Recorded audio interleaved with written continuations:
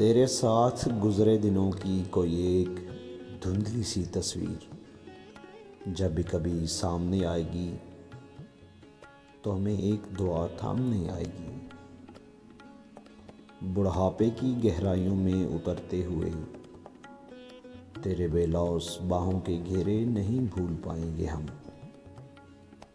हमको तेरे तवस्सुल से हंसते हुए जो मिले थे वो चेहरे नहीं भूल पाएंगे हम।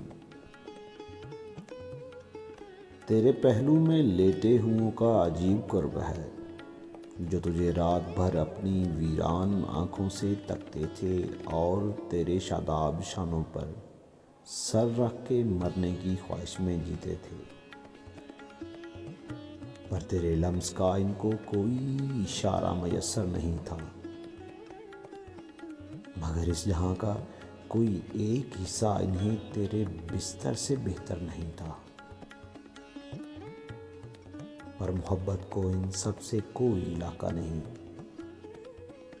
एक दुख तो बहरहाल हम अपने सीनों में लेके मरेंगे कि हमने मोहब्बत के दावे किए मगर तेरे माथे में सिंदूर टांका नहीं। इससे क्या फ़र्क पड़ता है, हम दूर हैं तुझसे या पास हैं।